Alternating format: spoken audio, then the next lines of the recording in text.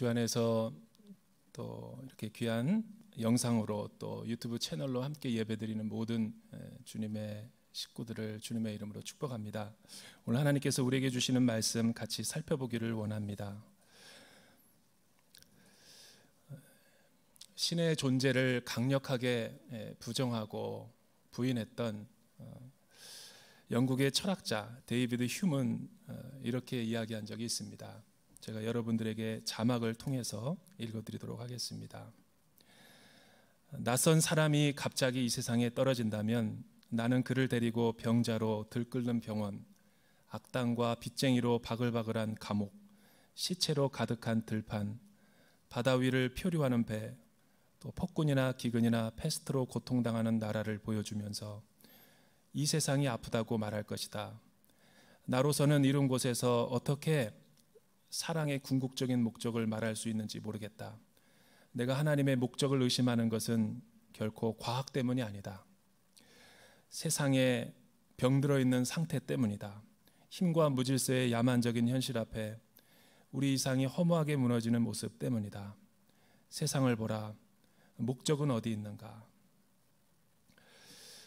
데이비드 휴먼 무신론자로서 또 회의론자로서 또 눈에 보이는 과학적인 이성과 또 사실 외에는 믿지 않겠다라고 말한 극단적 회의론자의 유명한 사람이죠. 그는 이 세상에 도대체 하나님은 어디 계시는가? 또 하나님이 살아계시다면 그분의 사랑의 목적과 또 궁극적인 가치는 어디 있는가?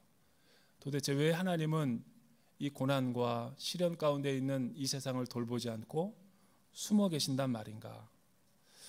라고 이야기하면서 신론을 강력하게 부정했던 사람입니다.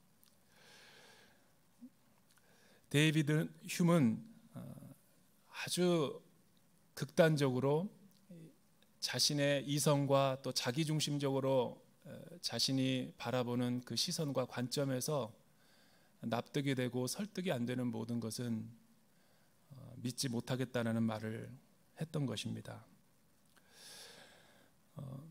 그렇다면 데이비드 휴메의 이런 회의론적인 어떤 생각과 또 마음은 그에게만 있는 것인가? 그렇지 않습니다. 이 세상에 일어나고 있고 또 한국 사회가 경험하고 있는 이 재난과 또 고난의 삶 속에서 하나님을 신뢰하고 하나님을 믿는 저와 우리 모두에게서도 가끔씩 회의와 또 믿음의 삶이 흔들릴 때도 있다라는 것을 부정할 수 없습니다. 재난 가운데 도대체 하나님은 어디 계신단 말인가? 또한 많은 사람들이 이 고통 속에 내가 믿는 하나님은 도대체 왜 나의 삶에 간섭해 주시지 않으시고 또 개입하지 않으신단 말인가? 이런 생각을 충분히 다 할 수 있다라는 것이죠.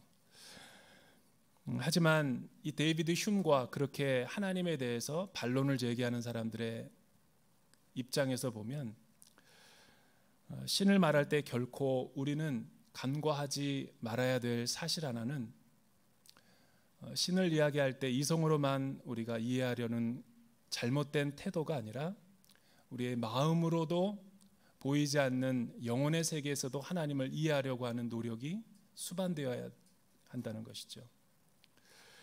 데이비드 휴먼이 이 세상에 편재하시고 또 이 세상에 무소부재하신 하나님의 흔적을 발견할 수 없었던 까닭은 그가 보고 싶었던 그 마음으로만 살폈기 때문에 그런 것이죠. 사람들은 편견과 또 자기의 세계관과 자신이 경험한 것의 테두리 안에서 보고 싶은 것만을 보고 말하고 싶은 것만을 말하려는 그런 성향이 다분히 있기 때문에 그렇습니다. 한마디로 말하면 오늘날 우리가 살고 있는 이 현대인의 세계는 이성의 세례를 받은 세계이기 때문에 또 과학적인 객관적 지식과 사실로서만 판단하려고 하는 죄에 오염되어 있기 때문에 우리는 하나님을 배제시키고 또 하나님 없는 세상으로 살아가려고 하는 것이죠. 그러한 사고는 매우 위험할 뿐만 아니라 자신들이 추구하는 이성으로 진리를 찾지 못할 뿐만 아니라 오히려 하나님에게서 멀어지게 하는 결과를 가져올 뿐이라는 것입니다. 똑같은 하나님의 추구 또 하나님의 지식에 대해서 알려고 했던 이 구약의 세계에 다윗은 때로는 믿음이 흔들릴 때도 있었고 때로는 하나님이 의심이 될 때도 있었지만 그는 이성 중심의 사고가 아니라 하나님은 이성 중심의 사이가 아니라 관계성과 또 관계 중심으로 하나님을 찾기 시작했던 것으로 유명합니다. 바로 그 본문이 오늘 우리가 읽은 본문이 그러한 것을 우리에게 증거하고 있습니다. 한마디로 말하면 시편 기자는 영적인 대상인 하나님을 이성 중심의 인간 중심적으로 재단하려고 하고 파악하려고 하는 접근 방법 자체가 잘못되었다라는 것이죠. 오히려 하나님은 이성에 국한되신 분이 아니라 이성의 너머에 있는 계시의 세계, 또 보이지 않는 영혼과 믿음의 세계 너머에 존재하는 신이라고 이야기하고 있습니다. 여기서 우리가 이야기할 때 계시 혹은 영적인 세계 그러면 이성을 배제한 이성과 대립되는 비상식적이고 비합리적인 것이라고 해석하기 좋아하지만 그 반대이죠. 계시의 세계와 믿음의 세계는 이성의 세계뿐만 아니라 보이지 않는 영혼의 세계 또 이성의 너머의 세계까지를 포괄하는 그런 영적인 세계를 의미한다라는 것이죠. 시편 139편은 시편 기자가 하나님에게서 멀어지고 흔들릴 때 또 영혼의 깊은 어두운 밤을 직접 경험하고 나서 하나님은 어떤 분이신가를 우리에게 토로하고 있는 유명한 시편입니다. 그는 시편 기자 자신도 한때 이런 무신론자와 같이 회의론자와 같이 재난 가운데 또 고난과 시련 가운데 하나님은 보이지 않는다, 하나님은 나를 도우시는 분이 아니다 라는 것을 경험했기에 고통 앞에 극도의 불안과 절망에 신음한 자신의 경험담을 이야기해주고 있습니다. 하지만 그것이 그의 경험의 끝이 아니라 궁극적으로 그는 이러한 시련과 이러한 고통의 끝에 기도하다가 하나님의 성품을 이해하고 난 뒤에 하나님의 절대적인 주권을 찬양하고 노래하고 있는 것으로 시편을 마무리하고 있는 것을 보게 되죠. 똑같이 회의론자였고 똑같이 하나님에 대해서 존재에 대해서 의심했지만 한 사람은 극단적인 회의론으로 빠지게 되고 한 사람은 하나님의 절대적인 주권을 노래하고 있는 이 차이는 어디서 비롯된 것일까? 구체적으로 시편 기자는 자신이 경험한 하나님의 성품을 노래하는데 그가 노래하는 그 하나님의 성품은 어떤 분이라고 우리에게 소개하고 있습니까? 세 가지로 살펴보기를 원하는데 첫째는 전지하신 하나님은 우리의 상황을 누구보다도 잘 알고 계신다라는 분이십니다. 1절에서부터 5절 제가 여러분들에게 한번 대독해 드리도록 하겠습니다. 오 여호와여, 주께서 나를 살펴보셨으니 나를 아실 것입니다. 내가 앉고 서는 것을 아시고 멀리서도 내 생각을 아십니다. 주께서는 내가 길을 다니는 것과 내가 눕는 것을 아시니 내가 하는 모든 일을 샅샅이 알고 계십니다. 오 여호와여, 내가 말을 혀에 담기도 전에 주께서는 그것마저 다 아십니다. 주께서는 나를 앞뒤로 둘러싸 주시고 내게 손을 얹으셨습니다.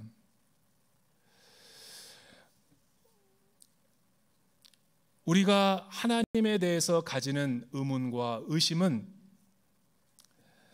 이성에서 비롯되었다라기보다는 궁극적으로 우리의 마음과 마음이 만나는 관계성의 문제라고 할 수 있습니다. 대부분 우리 부부관계에서 또 남녀의 이성의 갈등을 이야기할 때 머리로는 다 남자들은 이해가 되는데 여자의 마음을 헤아리지 못하는 때가 많이 있습니다. 그래서 여자들은 더 속상해하고 더 관계성이 멀어지고 깨어지는 것을 보게 되죠.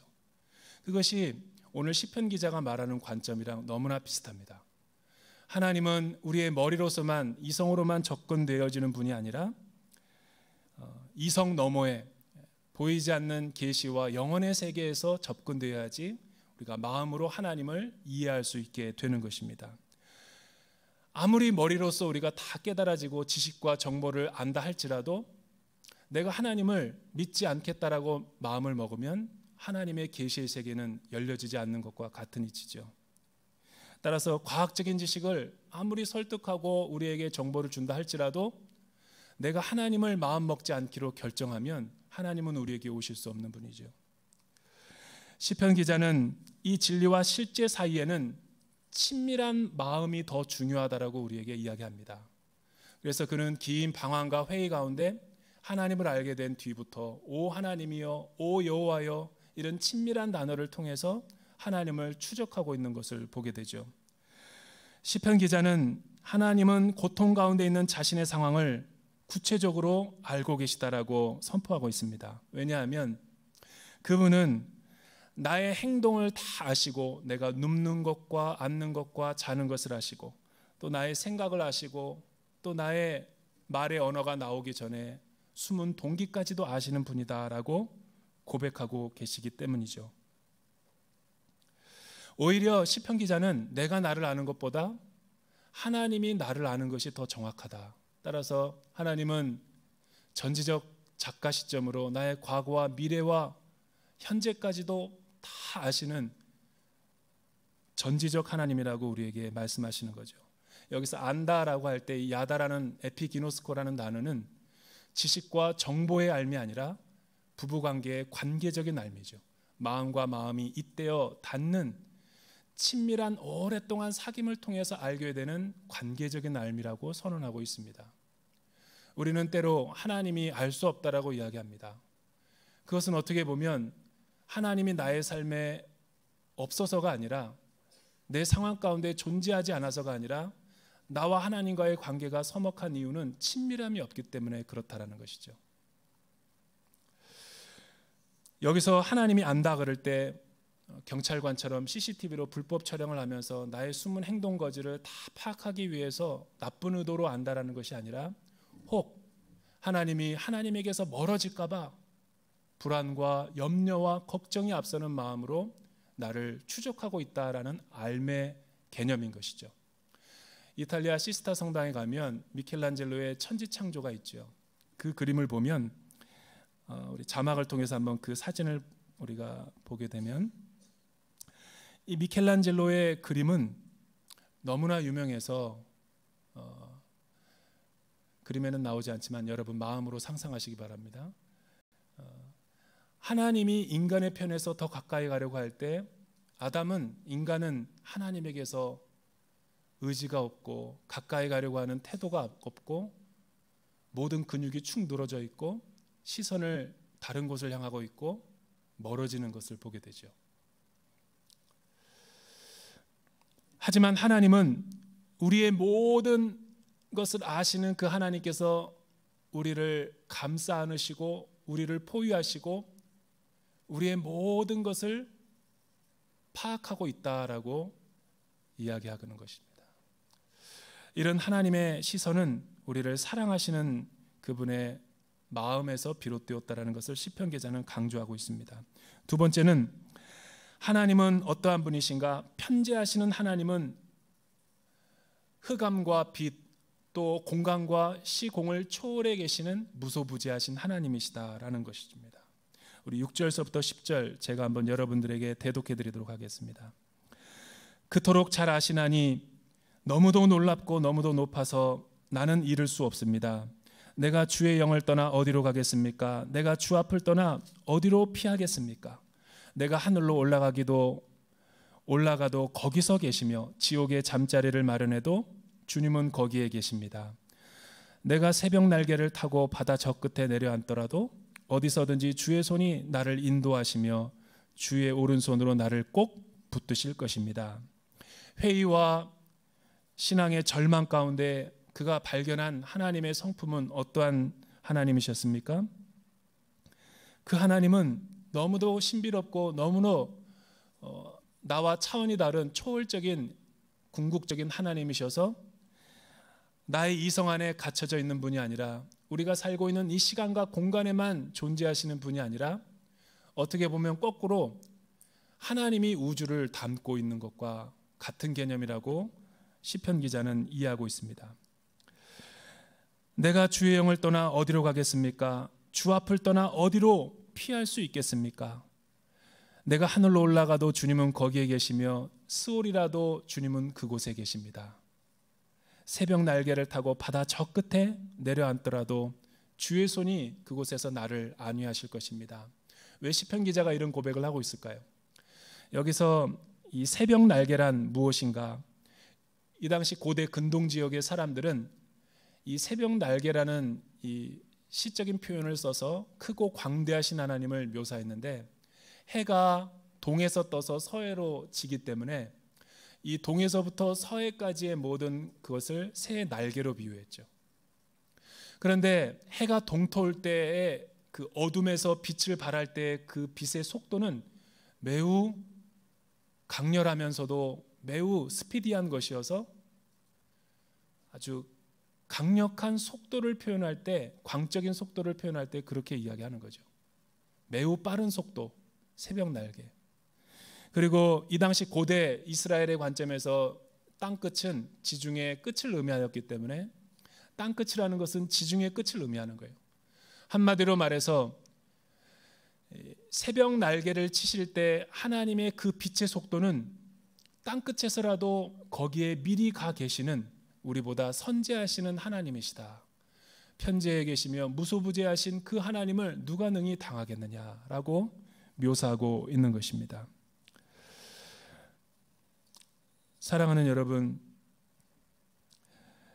우리 하나님 앞에서 우리가 무엇을 감출 수 있겠어요?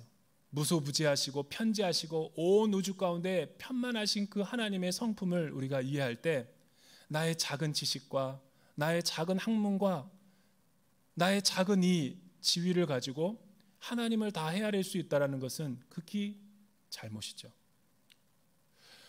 오히려 나의 누더기와 같은 영혼의 그 더러운 죄를 우리는 사람의 눈을 속이고 우리는 사람의 시선을 속일 수 있다고 말하지만 그것은 마치 하늘을 내 손으로 가리는 것과 똑같은 것이죠.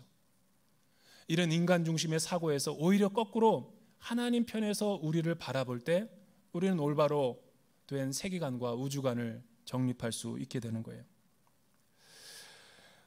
우리는 다니엘서 3장 25절에 보면 다니엘의 세 친구와 풀무불에 들어간 두라 평지에서 느부갓네살이 금신상을 세워두고 거기에 절하지 않는 자는 이 풀무불에 던져버리겠다라고 공포한 뒤에 다니엘과 사드락과 메삭과 아벳노고와 네 친구가 이 살아계신 하나님을 두려워하고 경외한 나머지 거부하자 평소보다 7배 더 뜨겁게 해서 그곳에 들어가게 하죠. 하지만 느부갓네살이 목격한 것은 그 세 친구가 아니었어요. 오히려 넷째 번 사람의 아들 모양을 한 어떤 신의 형체가 나타나서 활보하고 활동하는 모습을 보고 거룩한 충격에 빠진 것이죠. 하나님은 흑암과 고통과 역경과 시련 가운데서도 우리와 함께 하시고 편재해 계시는 무소부재하신 하나님이시라는 걸 우리에게 말씀해 주고 있는 중요한 대목이죠. 우리는 코로나 전염병 재난을 통해서 우리의 일상이 멈춰버려 있고 우리의 인간이 얼마나 하나님 앞에서 연약한 존재이고 별 수 없는 인간이라는 것을 너무나 무력하게 잘 알게 됐죠.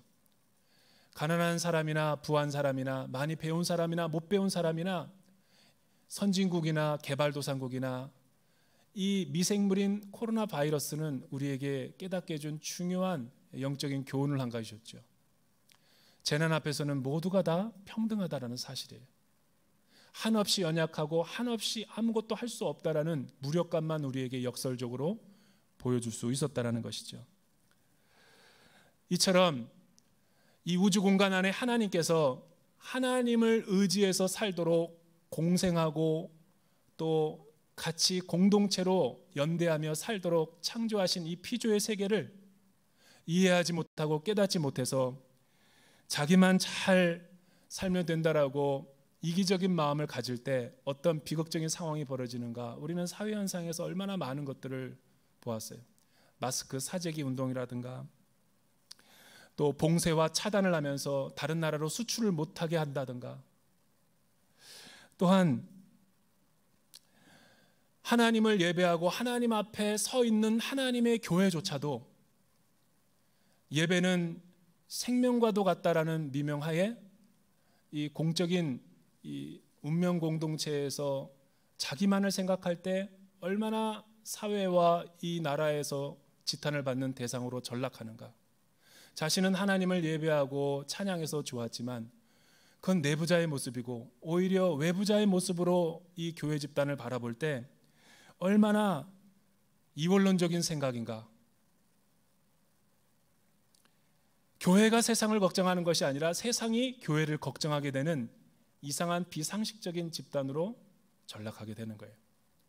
오히려 이 와중 가운데서도 작고 보잘것없는 농어촌과 미자립교회의 어떤 한 교회는 몇 명 안 되는 성도들이지만 교회를 개방해서 이웃들에게 수제 마스크를 하기 위해서 교회 전체를 천으로 도배하고 성도들을 다 불러내가지고 수제 마스크를 작업해서 예배는 못 드려도 사람들에게 다 나눠주면서 칭찬받는 모습을 우리에게 언론을 통해서 보게 됐습니다.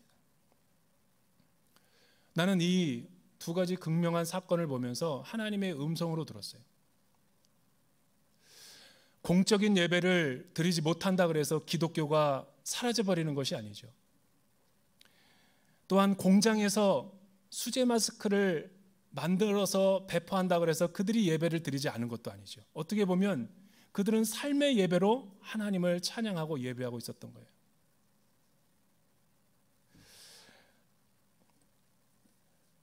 자신이 예배를 드릴 수 없고 이웃을 위해서 무엇인가를 고통받는 사회적인 취약계층을 위해서 할 수 없는 것, 있는 것들이 아무것도 없고 영상 장비도 없고 할 줄 아는 기술자도 없어서 할 수 있는 제단과 천을 가지고 계속해서 만들고 이웃들과 공유할 때 오히려 하나님은 그들과 충만한 기쁨으로 함께 할 수 있었던 것을 보게 있죠.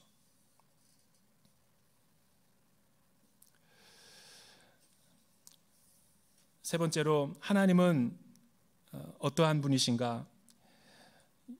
이 11절과 12절 보면 제가 여러분들을 위해서 대독해 드릴게요. 내가 어둠이 나를 가리고 밤이 나를 둘러달라 해도 어둠조차 주로부터 숨지 못하며 밤도 나처럼 환하게 빛날 것입니다. 하나님은 성도에 어떻게 역사하시고 찾아오시는 분이신가? 하나님은 임재하시는 분이시며 우리에게 임재하시는 하나님은 전능자의 하나님의 모습이라는 것입니다. 신앙의 의심 가운데 시편 기자가 깨달은 중요한 진리 하나는 흑암, 어둠, 인생의 깊은 고난과 시련과 역경 속에서도 하나님은 나를 떠나 계시는 분이 아니라 나를 감찰하시고 나를 떠나지 않으시며 나와 함께 하시는 분이시라는 것을 이해하게 된 것이죠. 우리 하나님은 성공할 때, 잘 될 때 나와 함께 하시는 분이 아니라 슬픔과 고통과 실패할 때라도 주님은 어디 땅 끝에 있을지라도 우리와 함께 계시는 전능자의 하나님이시라는 거예요. 그분 앞에서는 흑암이 숨기지 못하고 밤이 낮과 같이 비추이나니 흑암과 빛이 매 한 가지다라고 시편 기자는 찬양하고 있는 것을 보게 되죠.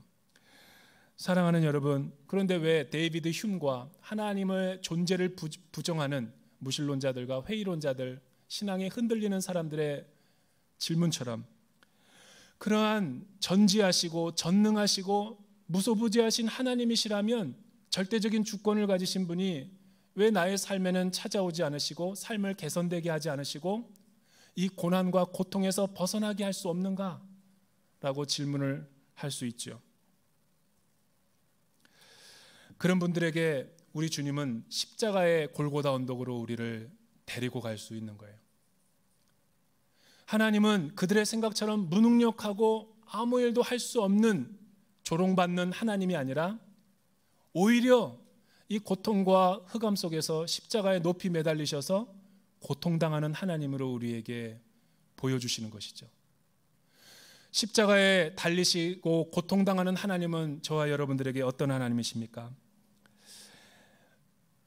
그 하나님은 세상의 방식, 세상의 권력자와 폭군과 권위자들처럼 자신의 능력과 자신의 힘을 자랑하는 전능자의 모습이 아니라 십자가에 매달림으로써 가장 연약하신 그 하나님이 우리에게 삶을, 우리의 영혼을 구원해 줄 수 있는 능력의 하나님이라는 것을 역설적으로 나타내고 있는 것이죠.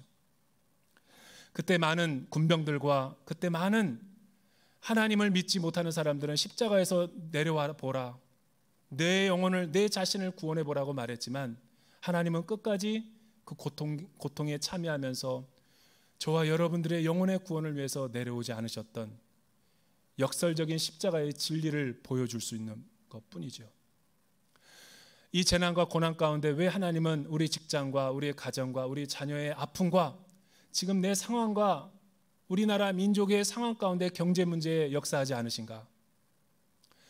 그 고통과 그 고난으로부터 도피하는 것이 만사가 아니기 때문에 그래요. 어떻게 보면 이 고통이 다 지나가고 일상이 회복된다 할지라도 일상으로 돌아가서도 우리는 내 영혼의 자유함과 기쁨과 행복하지 못한 삶을 살 수 있죠. 왜냐하면 경제적인 문제와 이 일상의 회복이 우리의 영혼을 자유롭게 해줄 수 없기 때문에 그래요. 왜 십자가에서 고통당하는 모습으로 우리와 함께 하시는가? 우리의 고통은 직면할 때 하나님과 함께 그 고통을 통과할 때만이 진정한 우리는 이 고통을 극복할 수 있는 힘이 주어지기 때문에 그런 것이죠. 저와 여러분들의 죄와 고통 가운데 함께 하시고 고통당할 때 나와 끝까지 함께 하시는 그 하나님, 그것이 하나님의 임재요 하나님의 현존이라는 거예요.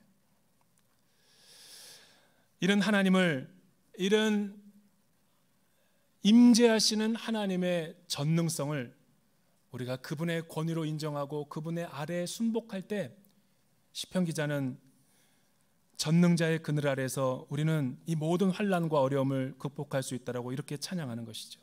시편 91편 2절과 3절 우리 자막으로 한번 같이 읽어볼까요? 시작.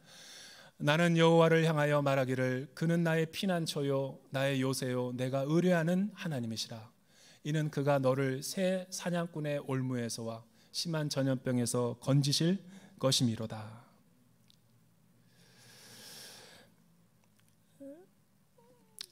윤동주 시인은 1934년 자신의 나이가 한국 나이로 17살이 될 때 북한도 만주에서 이 유명한 시를 썼죠. 초한대라는 예수님의 십자가의 시를 이렇게 썼는데 자막을 통해서 제가 한번 읽어드릴게요. 초한대 내 방에 품긴 향례를 맡는다. 광명의 제단이 무너지기 전 나는 깨끗한 재물을 보았다. 염소의 갈비뼈 같은 그의 몸, 그의 생명의 심지까지 백옥 같은 눈물과 피를 흘려 불살라버린다. 그리고 책상머리에 아롱거리며 선녀처럼 촛불은 춤을 춘다.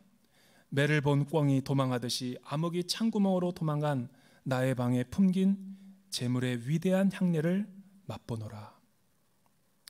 십자가에 달린 예수님을 염소의 갈비뼈 같은 그 생명의 심지같이 백옥 같은 눈물에 피를 흘려 불살라버리는 그 모습.